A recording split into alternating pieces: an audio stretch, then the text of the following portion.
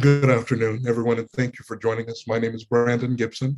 I'm the managing director for Marble City Opera and also the librettist for the opera that we'll be talking about this evening. I'm joined by the fabulous, amazing cast and composer of the piece, I Can't Breathe. Now, before we get started in earnest, I would first like to thank all of our sponsors, the Sylvia and Jan Peters, the Lowry Family Fund, the Tennessee Arts Commission, the East Tennessee Foundation, the City of Knoxville, WULT, Hyatt Place, the University of Tennessee School of Music, and of course our partners, the Carpetback Theater, and our host, the Beck Cultural Exchange Center. We are terribly excited to have all of you joining us this afternoon, and let's get started by having the cast introduce themselves and tell us a bit about themselves. Everybody, I will start in my screen. Laura, you're the top left corner, so you can begin. Is that me? Okay. Yeah.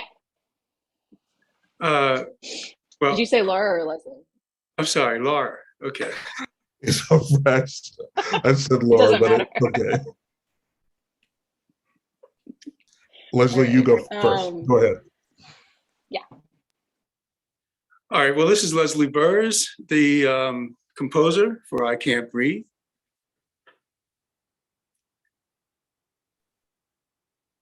All right. And Laura, we can keep it going. My name's Laura Thomas. I'm playing the lover. I'm originally from South Carolina, and I'm a voice teacher there. And I don't know if there's anything else you want to know, but whatever you want to tell us, that's fine. Maurice, you can go next. Maurice Hendricks. I'm playing the role of the father, and I'm right here at Knoxville, Tennessee. And yeah, that's pretty much. Wonderful. Mr. Ewing. Hi, I'm Breon Ewing, originally from Milwaukee, Wisconsin, but Knoxville's home. It's been here for a long time. Went to UT and done a number of shows with Marble City. Glad to have you as always. Mr. Lay. Hello, my name is Jacob Lay. I am originally from Atlanta, Georgia, and I'm a master's student at the University of Tennessee currently. And I'll be playing the role of the thug. Wonderful. Mr. Burney. Hi, my name is Benjamin Burney. I am a tenor. I am playing the role of the scholar, and I am originally from Youngstown, Ohio, but I currently reside in Chicago, Illinois. Wonderful. And last but certainly not least. Hello, everyone. My name is Jamie Alilaw. I am originally from Southern California, but I have been calling Atlanta home for the past 10 years. I will be singing the role of the mother, and I am excited that this is my first time performing with Marble City Opera. Well, we are glad to have all of you, old faces and new ones. We're terribly excited about this project. And so to begin, I'll ask this first question, and we don't have to go as formally in order as we did just now, but just kind of jump in where you fit in here. But for this first question, I'd like to ask, when you saw that an opera company was producing something called I Can't Breathe, and with that title being as charged and as prevalent as it has been in the last year or so, what did you expect the opera itself to be like, and how has this experience been similar or different from what you expected now that you're actually working on the piece? And like I said, anyone who wants to jump in here first can jump in. I'll go ahead. When I first saw the title of I Can't Breathe, I thought it was exactly how the title, what it was going to be. After hearing about everything on the news, as well as actually engaging in some of the protests in Chicago over the past couple of years, I knew exactly what was going to be experienced in this opera. However, I just didn't know the depth of it. once I actually started reading the libretto, probably my mother can attest to this and she'll probably make fun of me, but I started crying right after I read my part because it hit home. It hit me too much. It was like reading my own biography, and just I didn't get a chance to read anyone else's libretto, so I'm excited to see it.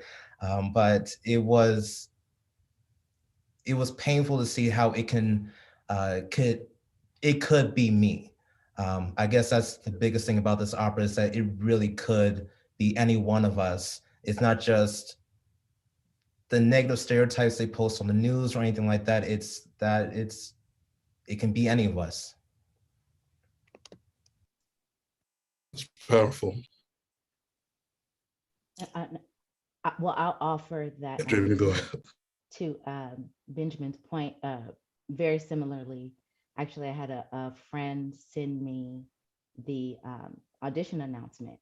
And so that's how I first found out about it. So just seeing those three words, it was very evident to me that this was going to be telling the story about the murders and loss of life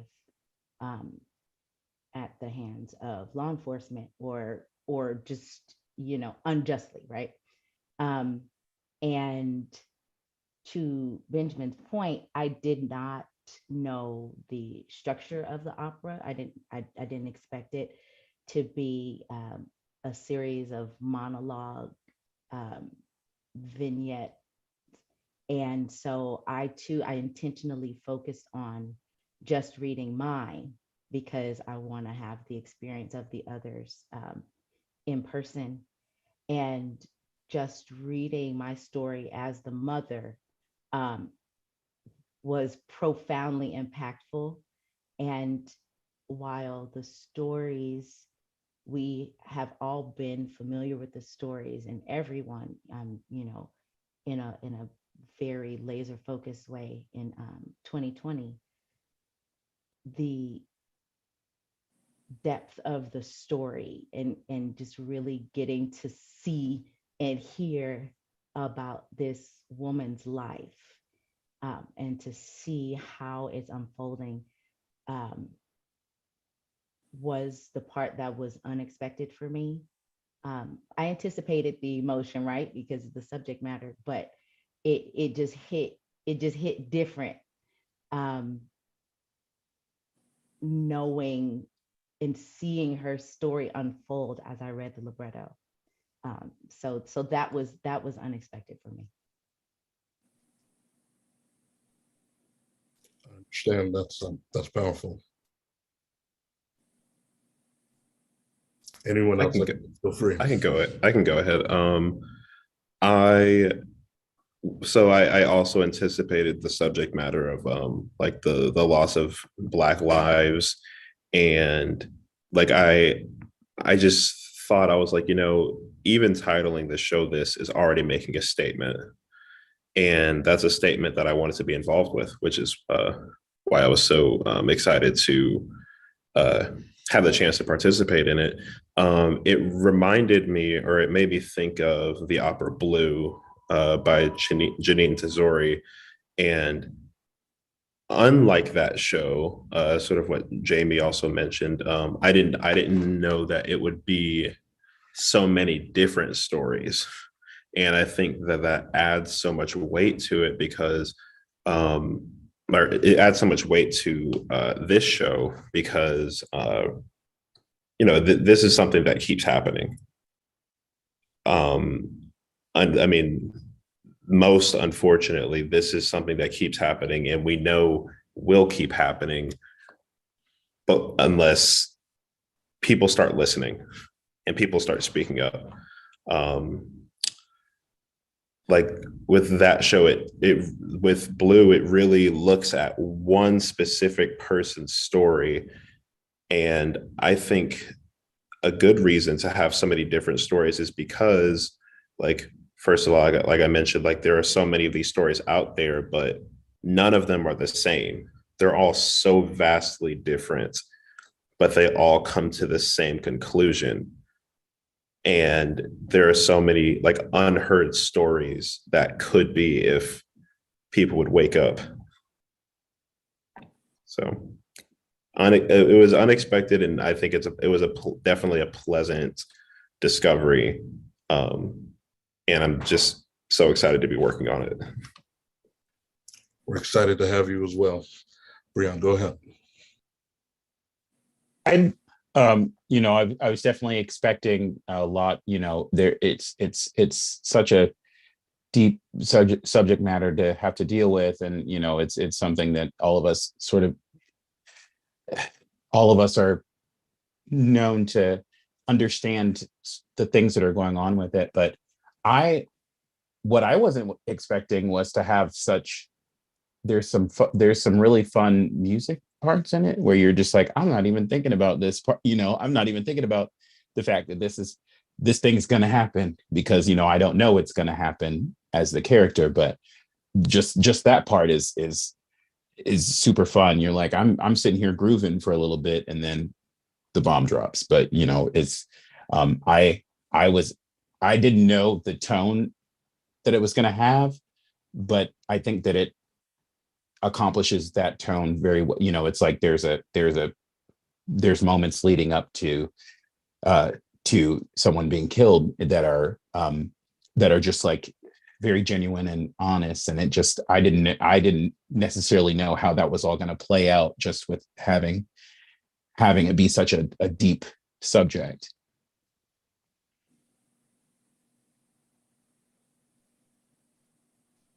Know anyone else?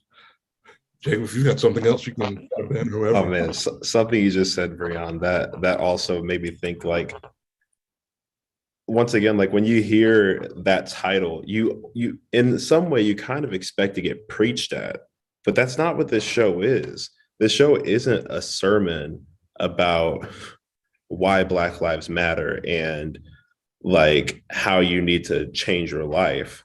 It is truly like individual experiences, which I think are just so much more powerful than being talked at. This opera doesn't talk at you. It really is just like, it brings you in and wants you to experience, or really like take an inside look at these different experiences, so that you then have the response to change.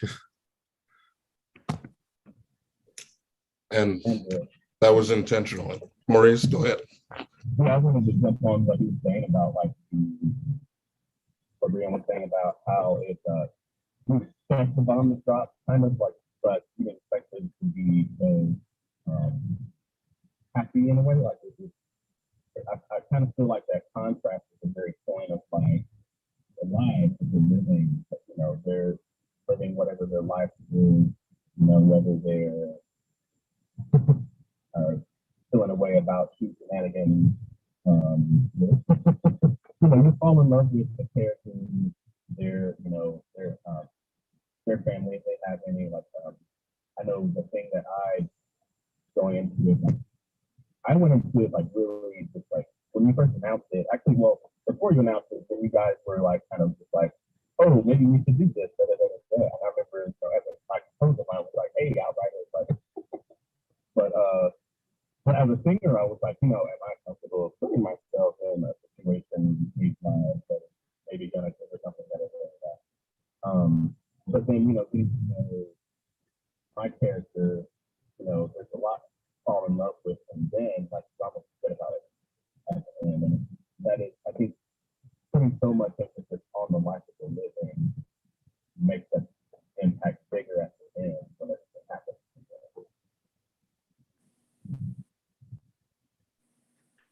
Definitely. And guys, again, this is very informal. Jump in when you want to. It's all right. Throw a hand up or something, but just unmute yourself and start talking. We're all family, and I know some of y'all aren't shy, so it's all right. Okay. I'm just going to piggyback a little bit on what everyone else said, because I think similarly, I definitely expected some of the subject matter based on the title, but I don't think I would have expected, just thinking of like a normal or additional, I guess, like opera plot. You act like kind of one overarching story and then characters that kind of interweave in each other's lives. And this really, I think, invites you into 6 very different stories, even though like my character, Maurice's character, do intersect, but it's still like we're looking at different in those storylines. And I think to me, in reading through the libretto, it felt like, and I'm gonna like give away my mini faceted nerd side here. It felt like in Harry Potter when he conceives in Dumbledore's office, and you're like dropped in this like moment in time in someone's life for like a very specific purpose to like analyze it and something that maybe you didn't see before. And you're watching this like really intense, like very specific moment and watching it kind of take shape. And then you just watch it go horribly, horribly wrong. And then before you have a chance to like live that for a second, react to it or do something about it, you're pulled out of that one and then you're put in a different one and you watch a whole different thing unfold. And this happens again, it happens again, it happens again in different facets and totally different scenarios in different people's lives. And like the only way out is through. And there's really no closure almost as you're seeing these things, because before you can find closure, you find yourself in another story. But like Jacob was saying, it's not preachy. It just feels more invitational to like to look and watch and see and actually like feel what these people are feeling in these different moments in their lives, and not just in like moment of like horrific violence, but like just the person that they are and the life that they have and family that they have. And that's really powerful. And then similar to what Bram was saying, I didn't necessarily expect to the music to be like so groovy. Different places. Like I was telling Leslie my coaching the other night, there's a section of mine that I know it's not familiar, but I feel like this is something I've heard before. Like it sounds like something that I would have sung along with on the radio or something. So that's the cool aspect of it. So. Leslie, what about you? You've had it the longest. So what was your reaction? Who's that? Go ahead. I was just going to make a summary statement based on all that's been said, and a statement comes out of the libretto. And I think it is one of the things that it could pass right by you without you giving much thought to it, but then you better give a lot of thought to it. And that line is, Black lives matter to those living Black lives. Now, when you think about that, that encompasses every aspect of every scene and every person that is portraying a character that is a character of many. And so in the process of being a character of many, those lives matter because they're living those lives. It is easy to dismiss the concept of lives when you're in a society that the society is more times than not structured to dehumanize the African American, because that way it gives you permission to acknowledge discomfort without having to live with discomfort. And so all of that becomes easy because you're not living that Black life that matters to your child, to your wife, to your spouse, to your mother, to your father, to your lover. Oh, by the way, they're all the characters within Black Lives, Matters, I Can't Breathe, right? So the intent and the concern is, please, everybody, get on with living a life of humanity, of where it is dealing with a concept of humanism, not a concept of self-described who's humane and who's not, even though that serves a better and larger purpose for society that wants to impose a concept of the oppressor and the oppressed. So I'll just say, Black Lives Matters to those living Black lives, and those who are not should be concerned because of the concept of humanism. That's very accurate. Jamie, go ahead. Thank you for that, Leslie. And it brings me back to something that Maurice mentioned when considering this role, right? It's like, is this something that I'm going to be able to do? Just considering my own emotional health, mental health, because to Leslie's point, Black lives have always mattered to those living Black lives, right? So these are not new stories. These are not, we've not been observing these things happening, right? It's like every time something happens, I feel it, I experience it. And, like Laura said, the way that you have structured the opera is such that there's no closure, right? Because you're going on to the next one, because there is no closure, right?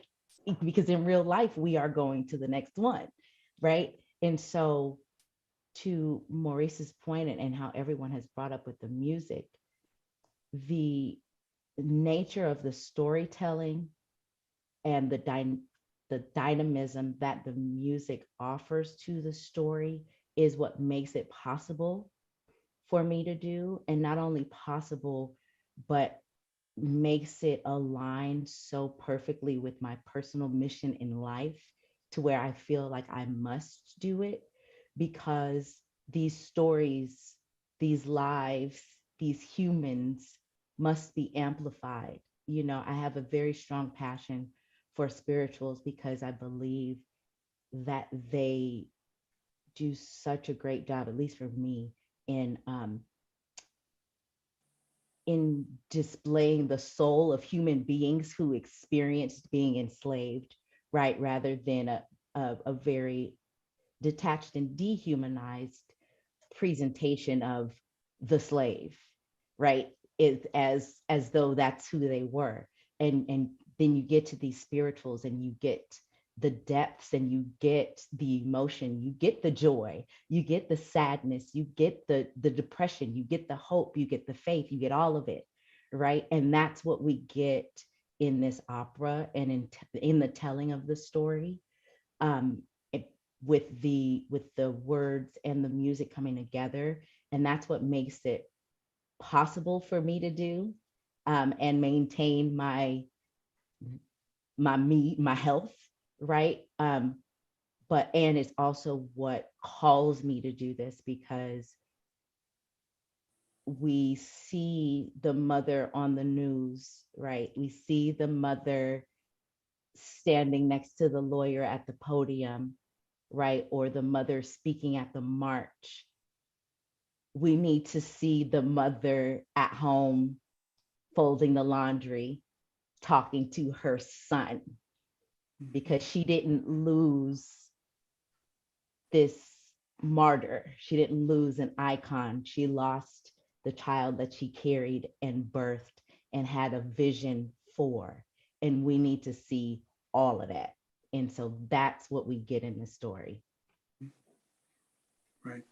That's just wonderful. And you guys really did that's what I was going for exactly. I said, in writing this, we have the opportunity. You can tell one story or you can tell several different stories. And so often, as Black people, we only get, a certain narrative pushed upon us. And to me, that was not the tragedy of all of these deaths and all of these killings. The true sadness to me was that you had people living lives, real lives, and in an instant, because someone thought, they were tall for their age, or they looked scary, or thought their cell phone was a gun, or their hairbrush was a gun, or whatever else, ended their life and negated all of the other triumphs and struggles that they have gone through for their entire lives, just in an instant like that. And it happens again and again and again. When Catherine and when she said, let's do something, let's write this, it was kind of in response to the murders that happened in the spring with Ahmaud Arbery and Breonna Taylor, and of course with George Floyd. But then even during the summer, as I was writing it, they kept on happening. There was Wisconsin, and then there was something else in Minneapolis, and it's hard to even keep track of all the other ones that continue to happen as I was writing it, even as a pandemic was going, all this other crazy stuff was going on in the world, but yet it still kept happening, even in light of all that. And that's kind of what led to, the finale, How Many More? Because again, it was, one should happen in a generation, but yet how many now? And another and another. And so that's exactly what we're going for with the piece. And so it sounds like that has registered with all of you tremendously. Let's see. You've kind of answered already the second question that I was thinking about asking you guys. And so I know we have limited time because we still do need to rehearse. So I'll skip on to the third question and just ask, what do you hope that audiences take away from the piece and even just your performance individually as you tell your individual story, as a part of the larger piece? What do you hope that audiences take away from the experience? I'll go ahead and go for it, I guess.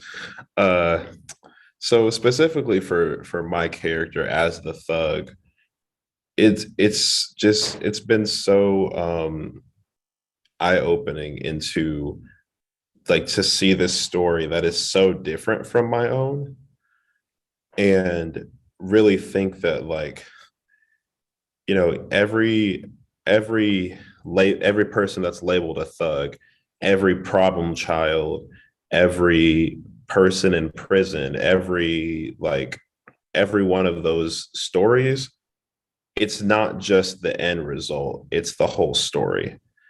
And I want people to take away that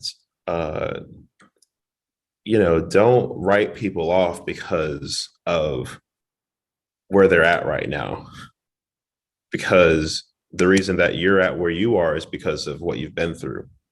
And you see everything that you've been through as a person, but you don't see everything that that person's been through. And, the old saying of like, before you judge them, walk a mile in their shoes. This is a marathon through this man's shoes. And it's incredibly, like, it's saddening to see how this person who's truly a product of his environment and has done everything he could to be a good person and support his sister and like try to keep his family together as much as he can't because of other things that have happened to him that he's not done himself, but have happened to him.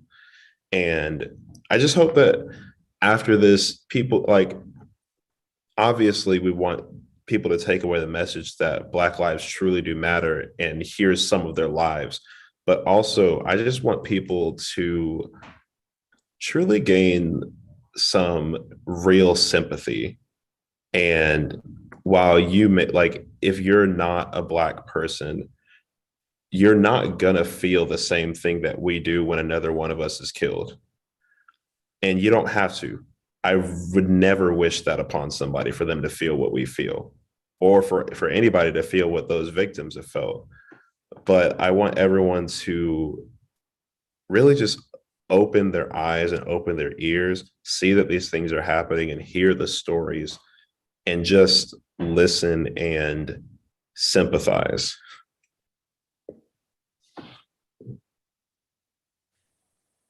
Definitely. I'll go ahead and jump in. And I'll kind of tie my answer to the second question to the third question, because I didn't really. My character is like, we actually have a lot in common. He's kind of a total otaku. There's some things that we don't have in common, but at the same time, I think my big takeaway that I want everyone to take away from this is that every Black experience is a Black experience. You get so many different walks of life in this opera. We've got my character who is, chilling, looking into it. He's about anime, but you're also dealing with a little bit of mental health, talking about mental health in my character, and how he's lost his own older brother and the depression that he felt with that, and that his lover and his child were kind of the thing that along with his friends, pulled him up. But you know, like whether you're the thug or the scholar or you know the nerdy black guy or the one that is white, quote unquote, because I getting into the psyche of being the safe black guy is a whole different thing that you know I'm guessing happens in the scholar. I haven't gotten to hear that yet, but yeah, like all of these black lives are still black lives, you know, regardless of who it is, like whether it be your LeBron or your Candace Owens or your, you know, these are all black folks. So that's, I feel like that is a big takeaway that I wish that everyone would have from this, because at the end of the day, that whole difference and the way that things are looked at, even among black folks, you know, where light skin versus dark skin get put together, pit against each other, and you know, you're educated versus people who, you know, aren't necessarily trying to leave the hood or whatever. Like all of that is a thing, and at the end of the day, it's part of that whole oppressive situation. And yeah, so that's my big takeaway from it is all of them, and it's really the subtext of black, you know, all Black Lives Matter to those living Black lives, but we're all living Black lives is the whole point of what I'm saying. No, you're exactly accurate there, and that was again intentional to show, hey, we're all different, but it's happening to all of us the same, you know. So that's very intentional and important. Anyone else? I'll go next since he brought up my character. I might as well. Definitely with the scholar, it is like how you described it. It is he's the person who did everything right. He even says it quite a few times in the opera. He was the guy who he was never on the streets. He stayed in school. He got an education. He got his bachelor's. He got his master's. He is now a chemical engineer. Not to give too much away, but he has a great profession that is mostly dominated by white people. So he's up there, and is what I realized in reading the score is that I'm not safe.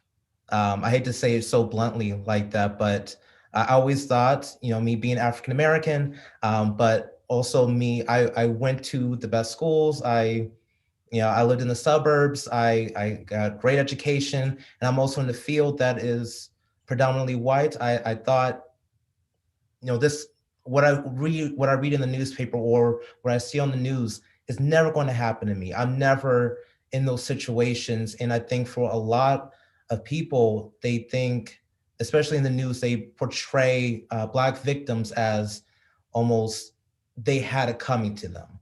A lot of times they'll bring up their background and say, oh, he was in the streets, he was in the hood, he was selling drugs, he was in the wrong place, hanging out with the wrong people. And that's not always how it is, especially for the scholar. He did nothing wrong. He was living his best life, doing what his parents always told him to do. And still, not to give away the ending, but we can probably assume what happens. He still falls to be a victim, even though he did exactly everything he was supposed to do. And that's what is so heartbreaking, bringing the story to life, is that reading what's on the page is basically what I'm living through right now. And it makes me wonder, like, tomorrow, what is going to happen to me? And that is probably one of the most terrifying things to come from doing this opera. Don't get me wrong, it's a pleasure doing this work, but it's definitely an eye opener. And I definitely encourage anyone else who, you don't have to necessarily be a thug or, you know, be from the streets and need to wake up and say like, yo, you need to change your life. It's more than that. It's that it doesn't feel safe in a way. I don't know how else to really say it. I don't really feel safe. Mhm. And that character, your character was specifically a take on, so-called respectability politics, because when people are judged by, their appearance just flat out, it can happen to anyone, especially when it's just, the color of one race's skin, our race's skin. It doesn't matter where you went to school or how you talk or how you dress or whatever. And as you mentioned, they do so often bring up a person's past as though that justified what happened to them, but it never does. And so anyone else who would like to jump in here?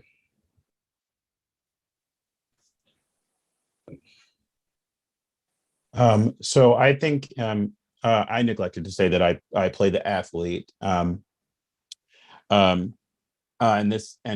this athlete character is a young person. They're 17 years old, and I think that a part that comes from that is just the there's a bit of naivety about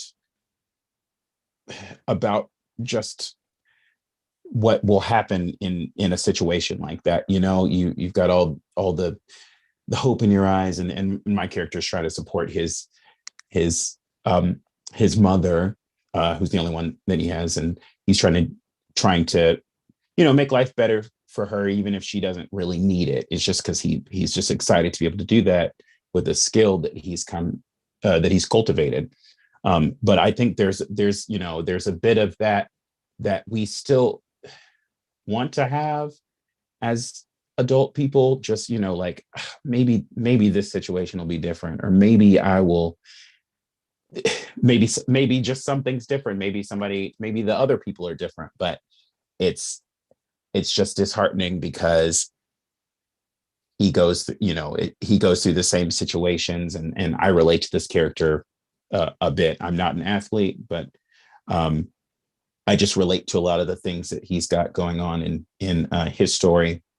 And it's just, you don't think about it when you're that young, but as you're coming up these days, it's something that you actively think about, that you wake up in the morning and you have those swift 30 seconds where you're like, oh, I'm just waking up, I'm having a good time. And then it's, how might I die today by the hands of somebody for just being myself?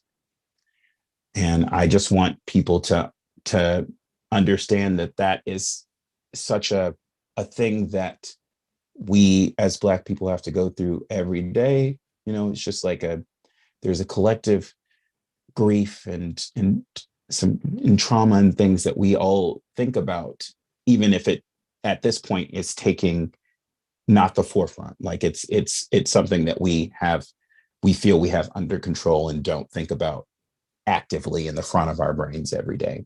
I just want people to think about that as something that affects each and every one of your Black friends. So that's all. Thank you for sharing that. Really. I will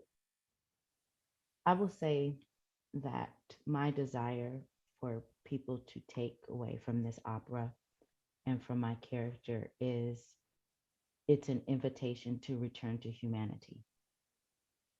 It is inhumane to know that people are being killed without due cause, and to go about life as though it's normal. That's inhumane.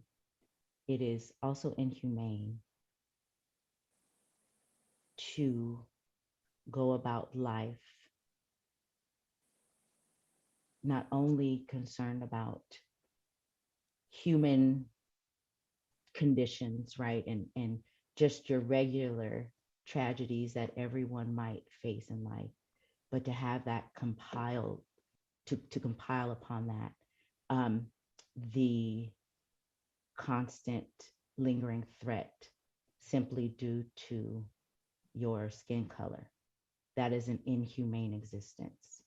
And so while it's certainly clear that this provides insight to those who do not live as Black people in this world, what that experience is and how it is a challenge to even their own humanity, right? If they do not embody Black skin. I would like Black people to see this as an invitation for our return to our full humanity and to see the dynamics of these lives and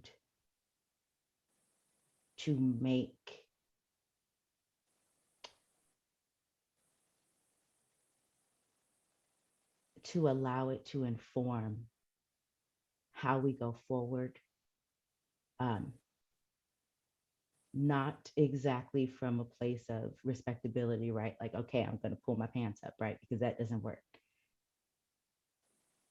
It's an invitation to answer that question that we do pose at the end, right? How many more lives? To be at cause, to determine.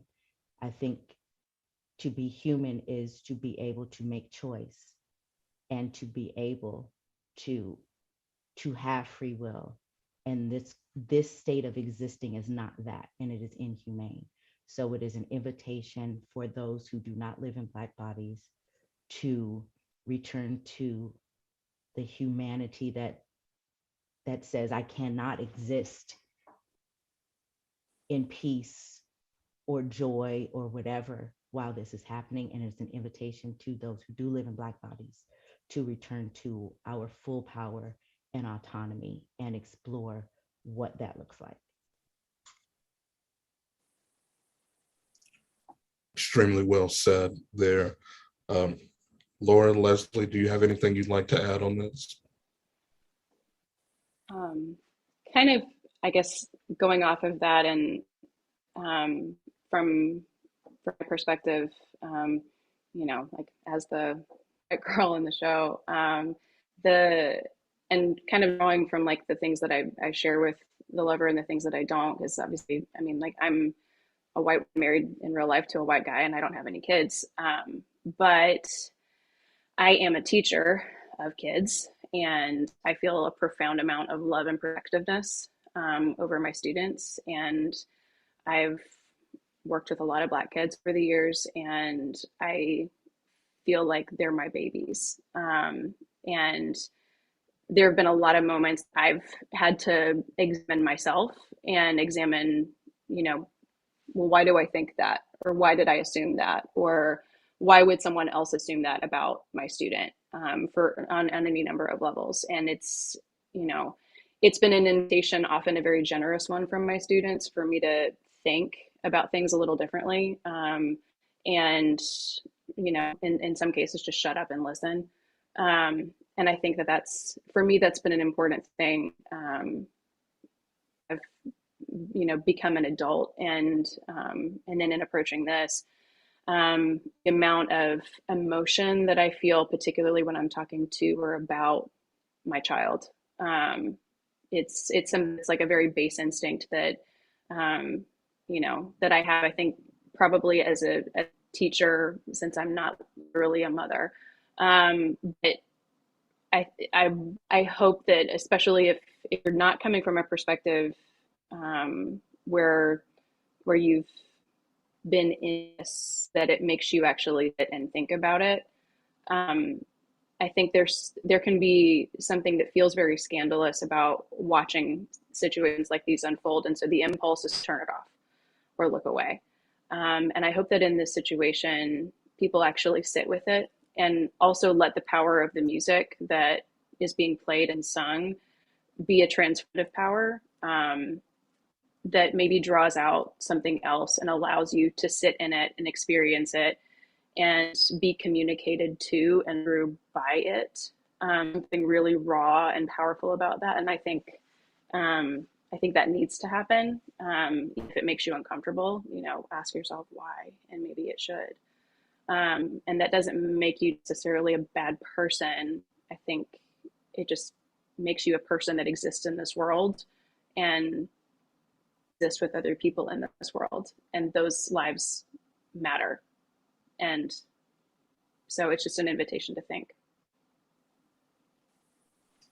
Yes, Yes, very much so. All right, Leslie, I think it's appropriate. What do you hope that people take from your work, our combined work here, from the stories? Well, I'm going to, yeah, I'm going to respond this way. Discomfort can be avoided by providing comfort. And so every aspect of any moment in the varying scenes and then the culminating finale of the opera is demonstrating on one level how comfort could be provided if you're attuned to wanting to know that, but also being very conscious of how much discomfort has been manufactured for the sake of the appearance of, frankly, of greed and power. And so that is constantly reinforced by almost anything that's said in any of the scenes in the opera. So discomfort could be avoided by providing comfort. But that takes effort. And as much as I understand when we make a request for sympathy, we don't need sympathy.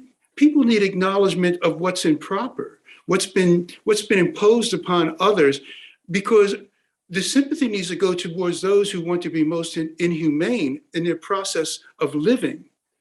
So we don't need sympathy. We don't need any of that, because the reality is the word is resilience. That is a minute by minute, second by second responsibility on our part, not only for ourselves, but for our children, for our parents, again, for the mother, the lover, the athlete, the scholar. We are constantly redefining resilience. We do not need sympathy for that. Those that want to impose discomfort and the acknowledgement of imposing the discomfort to then decide, oh, it's too much discomfort for me to realize that, that requires sympathy and concern for the future of humanity. And so that's what I'd like people to understand when they hear your libretto, Brandon, when they hear the performers perform this libretto, and when they hear the music. That's the best I can say. I agree wholeheartedly with everything that has been said here. I wish we had longer to talk on this and to go even deeper, but we've got singing to do. We open in 2 weeks. And to that point, everyone watching at home, thank you for joining us. We do world premiere in 2 weeks. In-person seating is limited, but there are still tickets available. Visit marblecityopera.com/tickets, and you can purchase those there. We are also streaming the performance online on Friday and Saturday, and so you can purchase tickets to view virtually as well. We highly recommend that you do. This is something that you will not want to miss. All of these fabulous performances, all of these wonderful individuals, high character individuals that we have the great pleasure of working with. And so we want to thank you again for joining us. We are Marble City Opera, and this is the world premiere cast of I Can't Breathe. Until next time, have a wonderful evening.